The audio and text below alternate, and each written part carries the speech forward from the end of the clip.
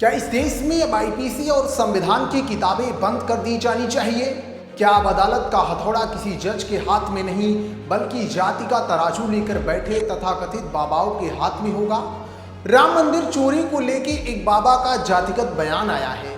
आजादी के 78 साल बाद भी जब देश चांद और मंगल को छू रहा है, तब अयोध्या की पावन धरती से एक ऐसा बयान आता है जो राम राज्य की परिकल्पना को तार तार कर देता है।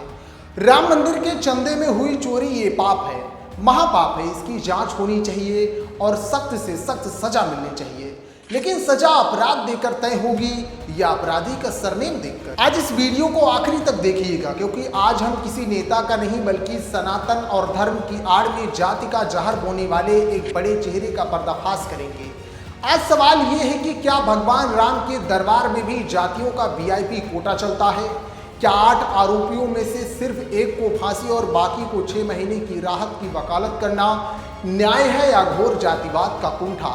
पहले मामला समझिए ताकि आपको समझ आए कि खेल कितना गहरा है। अयोध्या राम मंदिर में चढ़ावे और दान के गबन का मामला सामने आता है। यूपी सरकार की स्पेशल इन्वेस्टिगेशन टीम जांच करती है। करीब 80 लाख रुपए बरामद होते हैं। पुलिस 8 लोगों को गिरफ्तार करती है। इन 8 लोगों में बैंक कर्मचारी भी हैं और अन्य नाम भी। कानून की नजर में ये सब के सब आरोपी हैं।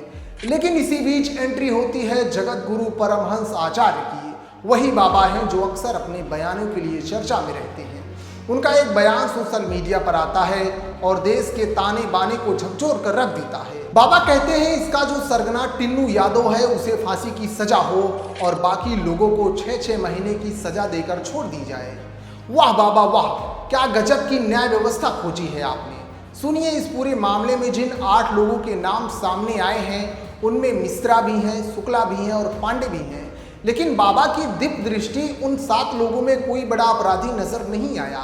बाबा को फांसी का फंदा सिर्फ एक यादव के गले के लिए ही फिट नजर आया। ये कहाँ का न्याय है? ये कैसा शास्त्र है? चलो तर्क की कसौटी पर बाबा के इस बयान को कसते हैं। अगर टिन्नू यादव मास्टरमाइंड है तो बाकी के 7 लोग क्या वहां सत्यनारायण भगवान की कथा सुनने गए थे?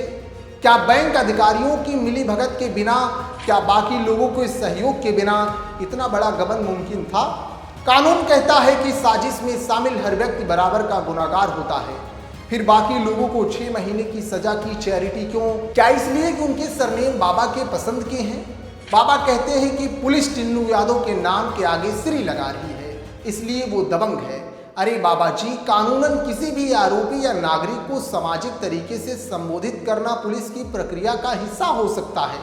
क्या सिर्फ श्री लिख देने से किसी को फांसी की सजा मांगना कानूनन सम्मत है, या यह सिर्फ एक बहाना है अपनी जातिगत नफरत को बाहर निकालने का?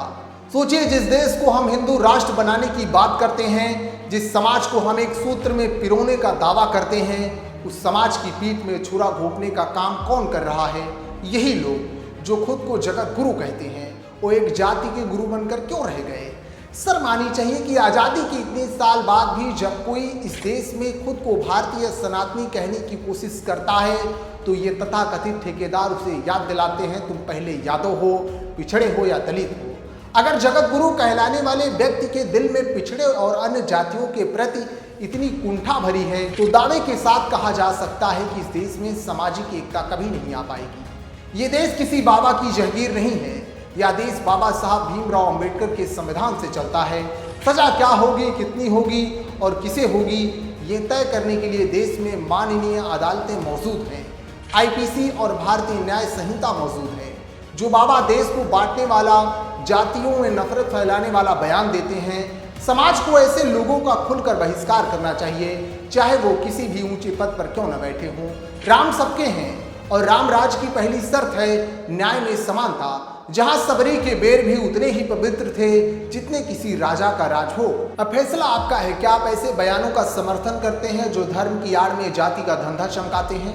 अपनी राय कमेंट बॉक्स में जरूर लिखिए। इस वीडियो को देश के हर उस नागरिक तक शेयर कीजिए जो जातिवाद से ऊपर उठकर इस तिरंगे और संविधान का सम्मान करते हैं। देश दुनिया की खबरों से वाकिफ होने के लिए हमारे चैनल को सब्सक्राइब जरूर करें। जय हिंद।